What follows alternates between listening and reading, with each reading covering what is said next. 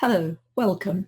I'm Pam Carruthers of healingstars.com, and tonight I'm giving a presentation about the Winter Solstice and also the extraordinary event of Jupiter and Saturn coming together in the sign of Aquarius. So here I am, and this I thought would be a lovely image to show. And it's, of course, it's an angel and holding the globe and blessing.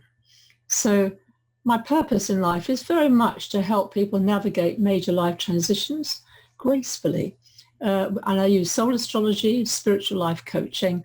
My website is healingstars.com. So the winter solstice, a very sacred time of the year, and it's bringing in the light. And what's happening is the sun reaches its southernmost point for the whole year. And it's happening precisely at 10:02 a.m. GMT on Monday, December the 21st. In North America, it's again December 21st. So it'll be 5:02 a.m. Eastern Standard Time and 2:02 Pacific Standard Time. And here is the wonderful Stonehenge photograph and the sun rising there. Beautiful, stunning. Now, this is the alignment, and it won't look exactly like that, but it's the Saturn-Jupiter alignment.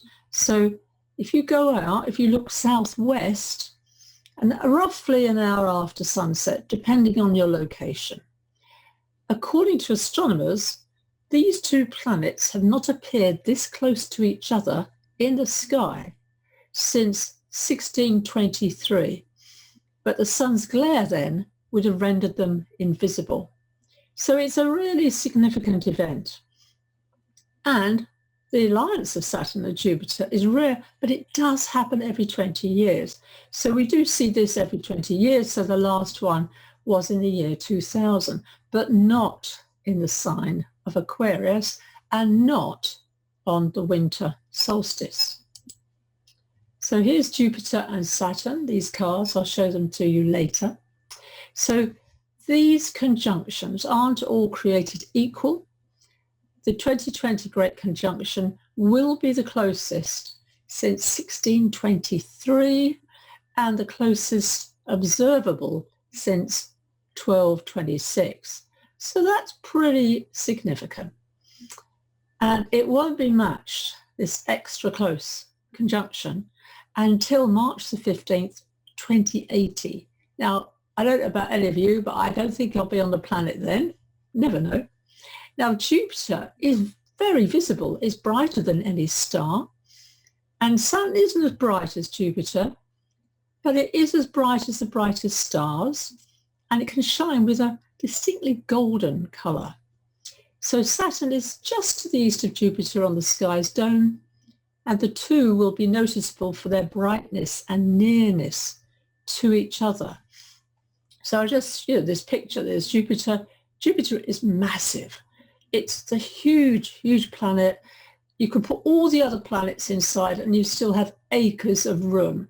So it is to do with expansion, and it's our confidence in our birth chart, our courage, our self-belief, it's our faith in ourselves and luck.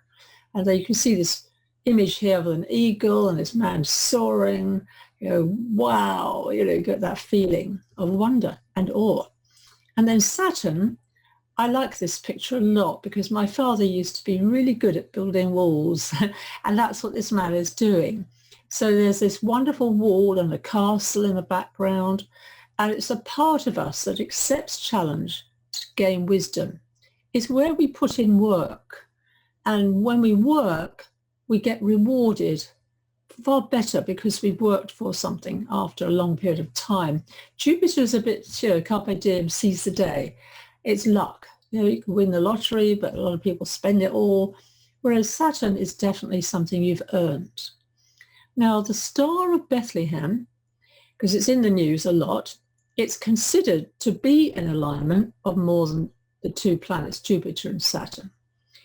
Bernadette Brady, MA, brilliant astrologer, and she knows so much more than I do. She's fantastic.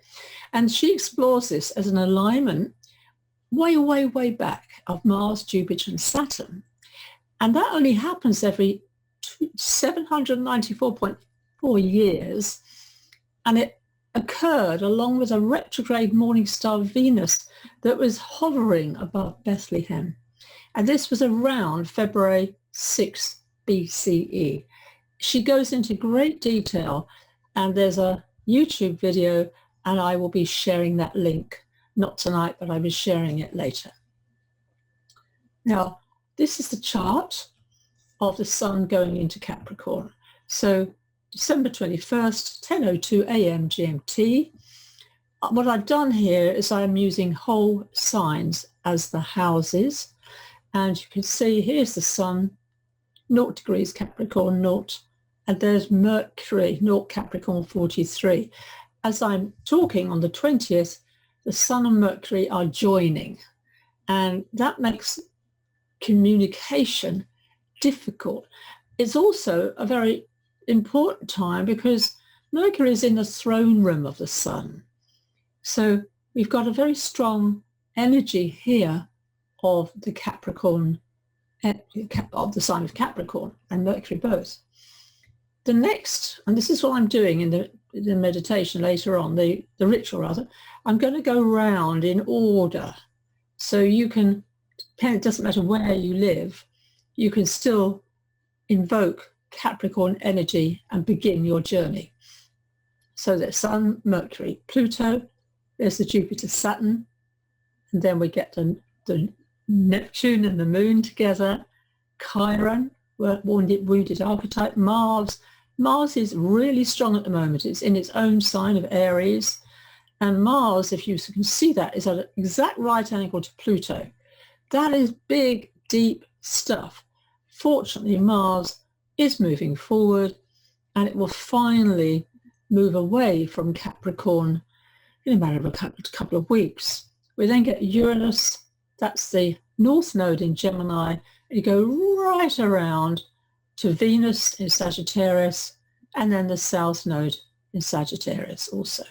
The eclipse energy is all to do with the nodes of the moon. So we had a new moon eclipse, and that was the energy of Sagittarius. So here in blue, positive, Saturn and Jupiter are both joined, but they are also joined to Pluto still, even though they're going to move away. Jupiter moves fast. It's going to rush through Aquarius, right? But Saturn's there for 2.5 years. So don't get overexcited. But Jupiter will be moving into Pisces in, relatively few months' time. Venus is also in a really nice relationship down here to Chiron, which is now moving forward in the sign of Aries. So there's that fire energy. The Moon and Neptune are at a right angle to the nodes of the Moon. So this is actually not an easy energy because Neptune is sensitive, it's the collective, and the Moon in that sign is the most sensitive place the Moon can be. You can pick up what's going on in the collective if you have in your chart, if you've got the Moon in Pisces or you are a sun sign Pisces. It's really not easy to sleep when you're tuned in to everything that's going on in the world. Now the sun in Capricorn, old father time. Time is absolutely to do with the sign ruled by Saturn. So this time of year is very much to do with completion. And this is an old father time who's dark, who's somber and bleak. But also Capricorn is a sign of initiation, a turning point. So you can see, here's the old man and here's the young boy, January the 1st, beginning the new year. So the cardinal signs are to do with the seasons of the year. So we have Aries is spring, Cancer is summer, Libra autumn, and of course now Capricorn is winter. So it is always a time of recognizing these times of the year. And as the sun is at its southernmost point, it's as if it stands still for 3 days. It doesn't actually, it's just how we view it. But that is a very important number. If you know, of course, in religion, you know, it was Jesus Christ. After, you know, he died and then he was reborn after 3 days. It is a very significant time. And Saturnalia, well, hey, look at this picture. This is traditionally a time to let off steam. And Saturn does get a lot of bad press. It is about control. It is about discipline. But in ancient times, Saturn was celebrated as the festival of Saturnalia. It's worth remembering. It was an ancient Roman festival in honor of the deity Saturn, and it was actually held on December the 17th of the Julian calendar, later expanded with festivities through December 23rd. The holiday was celebrated with a sacrifice at the Temple of Saturn in the Roman Forum, a public banquet, followed by a private gift-giving, continually partying, carnival atmosphere. And this is really interesting.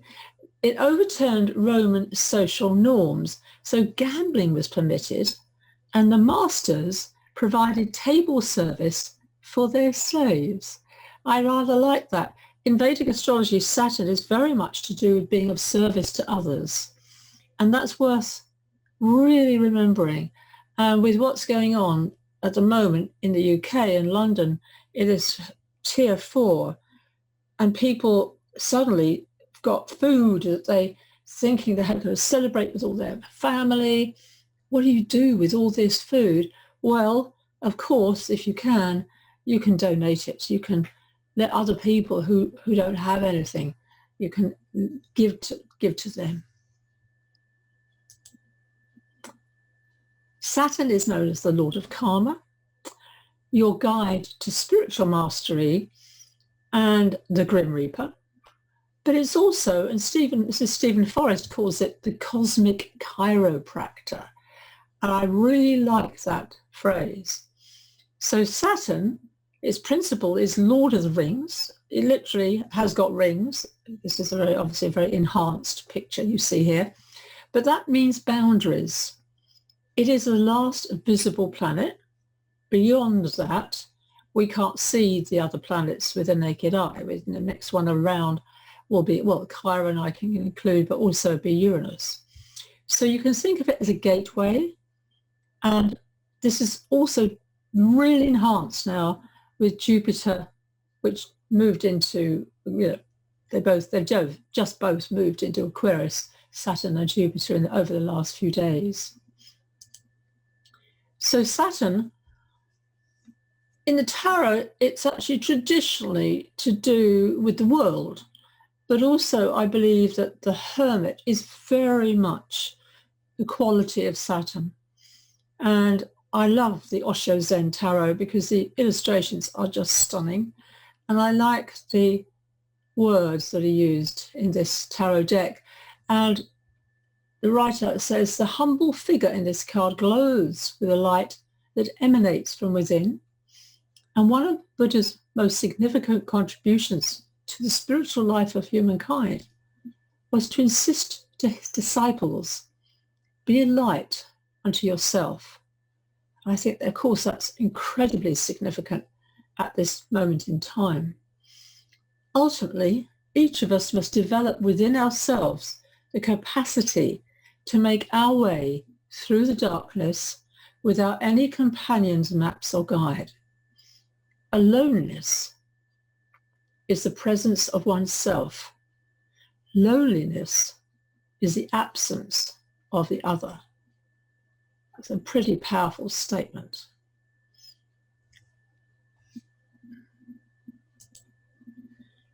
So this is the completion card, very much a Saturn energy, and making peace with the past. Now, these questions have extraordinary relevance because of the year that we've all gone through. What has been the story of your year? What successes have you had in your work, your relationships, your family, creativity, spirituality? And most important, what would you like to let go of? And are you making wise choices? So this is one very simple little exercise that a very good friend of mine, Jane Corcoran, gave me, a Capricorn, a long time ago. And she said, in times of trouble, just imagine your older self, your wise man or your wise woman talking to you and comforting you. So that's your future self. It's a really good thing to do. So what would you like to let go of is another very important statement here. And one exercise, obviously not to do it now, but to do it possibly tomorrow, in the week ahead, is to write down any grievance you might have with anyone or any institution. I think most of us might think of the government at the moment as having a grievance. Certainly I have, so to recognize grievances are not a good thing to hold on to. So you can write them down and then choose a time and burn that piece of paper. It's a very good ritual. I've done it many, many times and I highly advise it, especially if you can do it outside, when it's dark. But just to look at those flames and imagine all those grievances just, burning away.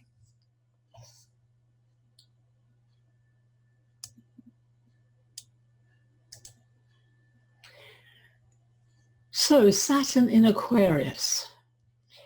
Freedom is very much Aquarius, equality, brotherhood, and sisterhood. So this wonderful, wonderful image, shows, the water bearer. Aquarius is not a water sign. People think it is. No, it's not. It's an air sign. But it is a fixed sign and it is a mental sign. So fixed opinions, fixed views can be significant with Aquarius. Not necessarily, it just depends, but just saying that. So Saturn demands simplicity, realism, and truth wherever it touches our charts. It's really important to know your Saturn, where it is, what sign it's in, what house, which is the area of your life you need to work at. You need to become that master. And it's not all bad. A lot of people have a really good, strong Saturn. Thinking of 1953 in particular has been a really good time here for people. So you can achieve a lot as soon as you go into being of service to others. So, of course, Saturn, well, not of course, but Saturn in Aquarius is a sign traditionally ruled by Saturn, along with the modern ruler Uranus. Now, when a planet is discovered, it's always important to what is going on in the zeitgeist. And it was discovered at the time of the French Revolution with the key principles of liberty, equality, fraternity. It was also around the time of the American War of Independence and the Industrial Revolution in the UK. So it was, of course, a huge time of upheaval in the world. It was massive. So it's very much an energy of revolution, but also our individuality and freedom. But Saturn is seeing to it that we do this in a disciplined manner and, we need to obey the rules. I don't think any of you, ask later, like obeying rules. It's not an easy thing, and especially with the hardship that so many of us in the UK and of course in America, in every country of the world this year, are people, how good are your countrymen and women at doing this? We need strong leadership. I noticed today Japan is doing brilliantly. New Zealand is doing brilliantly. So that's the strength of good leadership. So gender equality is also really important for Aquarius, along with religious freedom. So we've had, of course, the protests, the Me Too movement. We've had the Black Lives Matter this year, and these are very relevant. And I really thank God that Joe Biden is now president-elect, along with Kamala Harris. And to me, they are embodying exactly that, bringing in equality and true leadership. I'm really looking forward to January. So another wonderful image of Aquarius. And what is going to happen in the coming year is really important to know about in advance. Saturn is going to make a square. Now, a square is a very challenging connection between two planetary energies. And it's making a square to Uranus, which is in Taurus, 3 times. Uranus is all about the new. Saturn is all about the old, tradition. So we are seeing a potential conflict of the individual versus the collective needs.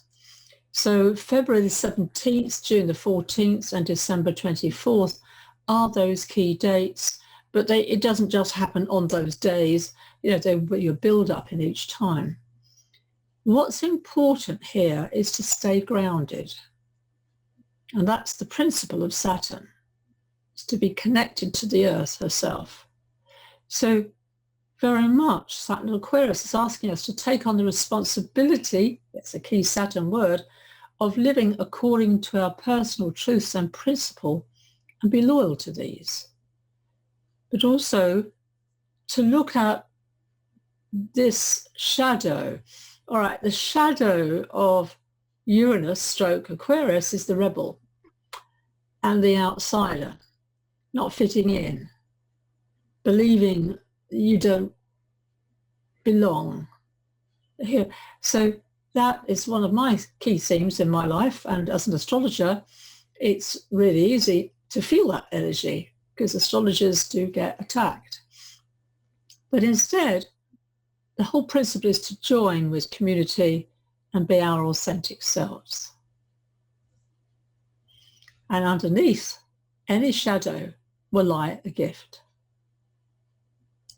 So this is a book I do have in my possession. It's called A Year to Live.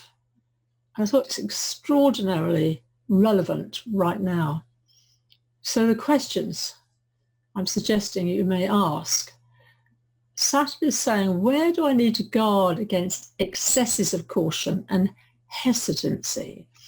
It's very much to do with procrastination. So what fear unconsciously shapes and limits my scope of self-expression? As Stephen Levine wrote, this is a time of year of remembrance and thinking of those we love. And if you were going to die soon, you had only one phone call you could make. Who would you call? And what would you say? Why are you waiting? So he says, have you left something undone? Now's the time to tend to it. Only now exists. Wise words, especially now. And Archangel Michael, he's a favorite of mine. I was born on a Sunday and Archangel Michael rules Sunday, as it happens. But also, Archangel Michael is the protector of the North, which is the house of winter. His realm is the spirit and dreaming. He brings peace, harmony, global cooperation. And his name means who is like God. There's a question. He teaches us to learn to ask the right question. And one statement or principle that I've learned a long time ago, would you rather be right or be happy?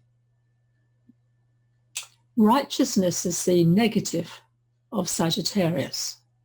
It's responsible for a lot of really dark beliefs my God is the God, your God is not. It's huge divisions in the world. And we have lived through the time when 1996 to 2008, that's when Pluto went through the sign of Sagittarius, and we saw the rise of fundamentalism and the horrors that ensued. So it's a really good statement to give up being right, surrendering. And that means joining with someone else and not making them wrong, or, it's not about they're wrong or they're right now. No, it's just the attitude.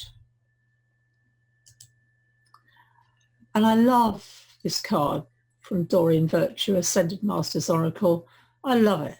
You can do it. Usually he's painted with his sword poised above a pinned down demon. And that's to signify Michael's primary purpose of slaying the ego and fear. He holds a sword to cut away fearful attachments that bind us in apathy or procrastination. Call on him for protection, strength, motivation, clarity, and courage. I do have an image of Archangel Michael right in front of me in my office. It's a very ethereal kind of archangel. His sword is actually like a burning sword, fire. Now, these two principles, I'm just going to guide you through a very simple exercise of integration. And this, if you watch this again, you maybe want to take more time than I'm giving you now, but you can do this with any time you're caught in any dilemma of opposites. So I advise you, please, not to be driving a car if you are watching this, but you can obviously do it in your own time, at another time. But the idea is, all you do is you're going to put Jupiter's energy in one hand, and you're going to put Saturn's energy in the opposite hand. So what I suggest, you tuck your elbows into your waist, you put your hands facing palm upwards to the ceiling, and just put, there's no wrong here, right or wrong, so just put Jupiter expansion, right? Protection, guidance. That goes into one hand. And then the opposite, this is Saturn. He wants you to work hard. He likes discipline. It's not as attractive, but he's really necessary. So find a colour for Jupiter. Find a colour for Saturn. Again, there's no wrong answer. And just feel with your hand of Jupiter's in, how heavy or light is it? Now compare the hand with Saturn. How heavy or light is that hand? With Jupiter, you've got a colour. Is there an image? Is there a sound associated with this planet of expansion in your life? Taking a risk, going for it. Then look, feel Saturn. Again, is there a sound associated with this more somber energy?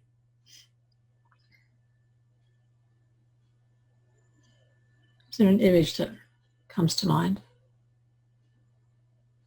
And now all you do is you raise your hands so the palms now facing each other, keeping your elbows tucked in.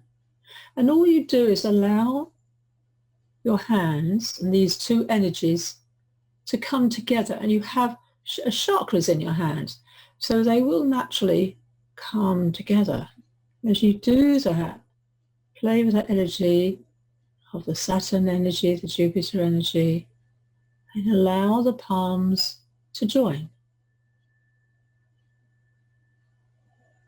And then you interlock your fingers. Just feel what colour combination comes when you join the two.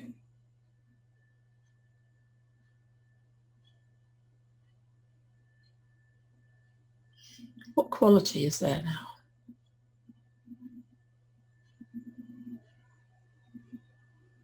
And if you want to, you can put that energy somewhere in your body, in your chakras, that you might need it right now.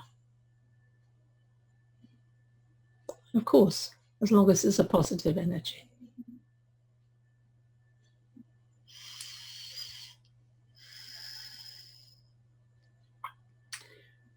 So now, if you come back in the room, if you haven't completed, you can always watch the replay and do it again. So I'm coming back to the chart now of the winter solstice.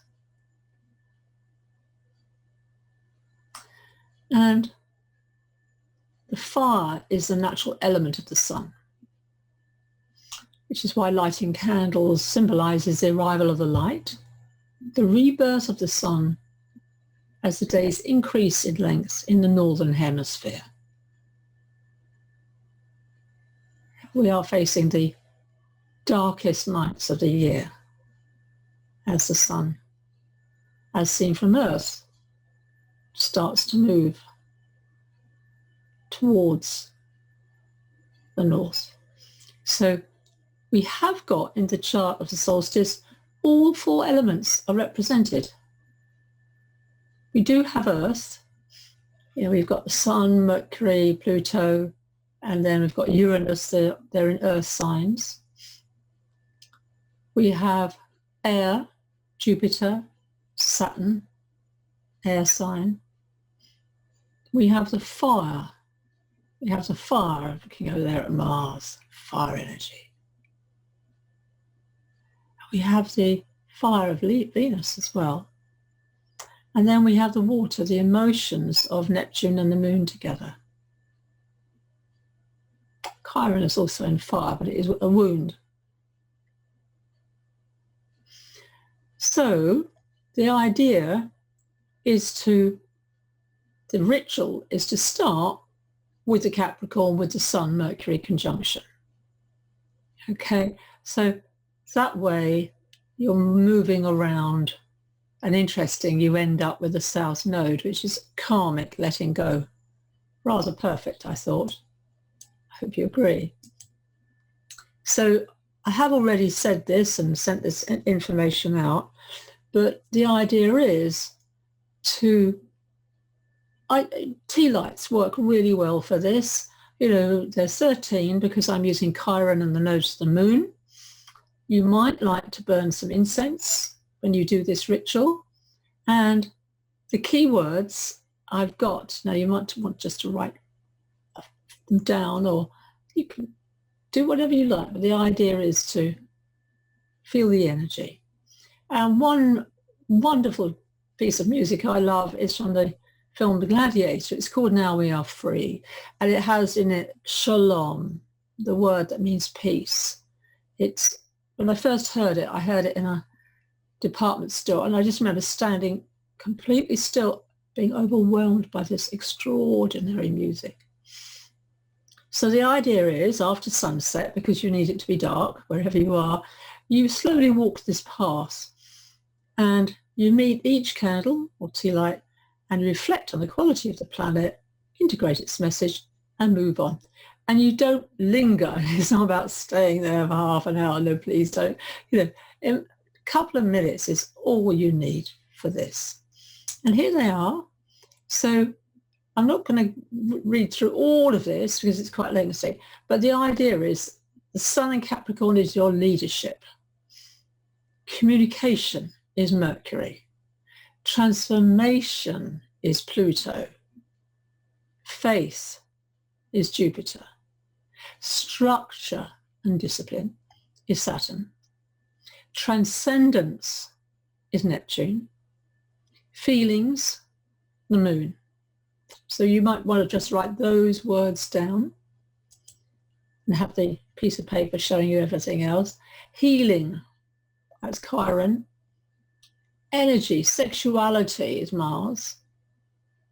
Liberation is Uranus.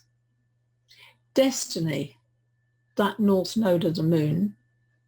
Love, relationships is, of course, Venus. And then the last candle will be, or tea light, will be the south node, past lives. Letting go of old beliefs, learning the karmic lessons of the past. And that phrase I used, I choose to be happy rather than be right. I hope you enjoy this, and I will be sending the PDF in when I send you the recording. So you don't have to write it all down now. So in the tarot, Aquarius is the star, which I thought was unbelievable considering all the hoo-ha about the Star of Bethlehem. So this gorgeous picture, I love it so much. It's a radiant star of 8 stars surrounded by 7 lesser stars. It's said to be Sirius, if you know about Sirius. A young, beautiful, naked woman kneels on the land, but her foot is in water. So there's the earth and the water elements coming together. And she's pouring the waters of life onto the land and in the sea, providing life-giving sustenance to both. And in a tree behind her sits a bird. It's called the ibis. Here he is, little ibis. Cute, hey? Really cute. So I've got, this is taken from the book, The Elements of Tarot by Tadman. So I thought to read you his guided imagery. And you can see the affirmation here. I'm a living, breathing star, radiating pure energies and giving sustenance to myself and other through the inspiration of my life. Oh, that was a wonderful affirmation. So I'm just going to take a little glass of water.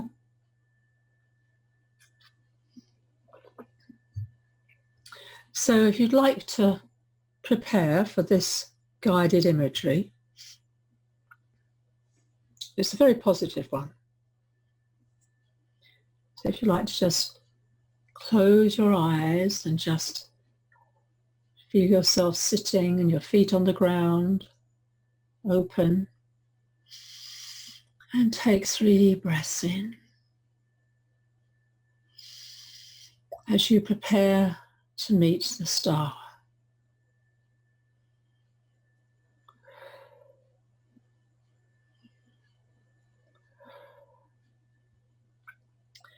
Wandering through the barren valley at sunset, you pray for some sign of life.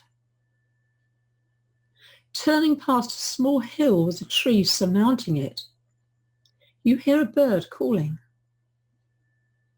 And you see a cool, clear pond surrounded by fertility everywhere. In the water at its edge, and in the proliferation of wildlife around it.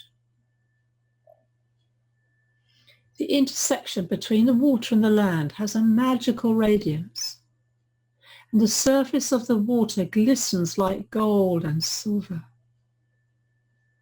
And the atmosphere is tranquil and quiet. And you feel nurtured, supported, and full of eternal hope for the future without knowing why. And as the sky darkens, you notice the gigantic star overhead, surrounded by 7 others, dancing across the heavens. And suddenly you know you are protected by forces beyond yourself.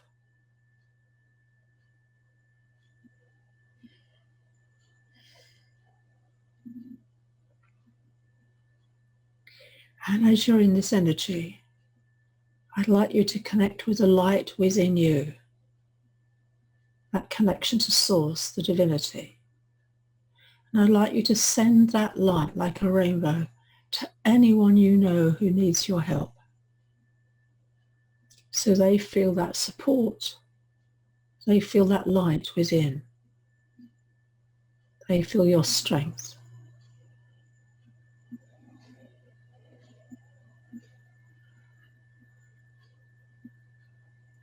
they feel protected and loved.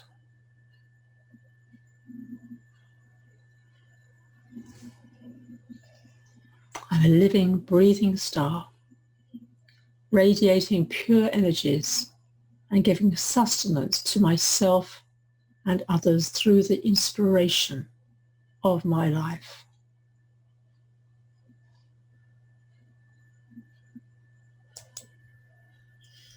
And I'd like to end with Yoda. Yoda.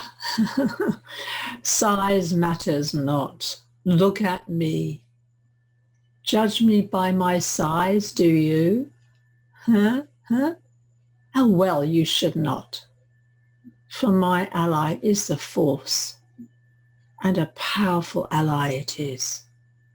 Life creates it, makes it grow.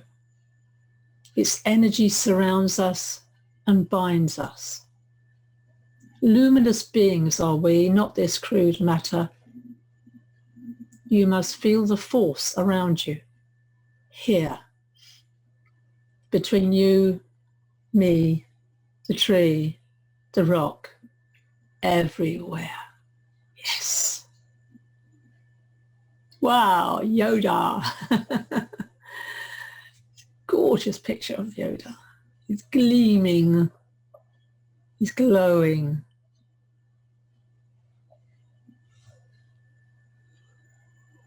So now, in the next few days, write your wish list. Use this symbolism to really think, what would you really like in the year 2021? In terms of family, in terms of relationship, in terms of spirituality, what would you like to learn in 2021? Learning means we grow. And that is very much the destiny of that North Node in the sign of Gemini, curious information. And next year, we can have Mercury go retrograde in the air signs, which is a good thing, I can tell you. It's a good thing. So that angel again, may she be with you as you dream tonight, as you dream tomorrow, the day of the solstice, and in the coming days ahead, as we move through the holiday season into the new year. And this is me, looking very glam, I hope, you think. And if you need my help and support, I am here. I will be taking a couple of days off over Christmas, but I am here because I love supporting and being of service to others. So thank you for watching. I'm Pam Carruthers of healingstars.com.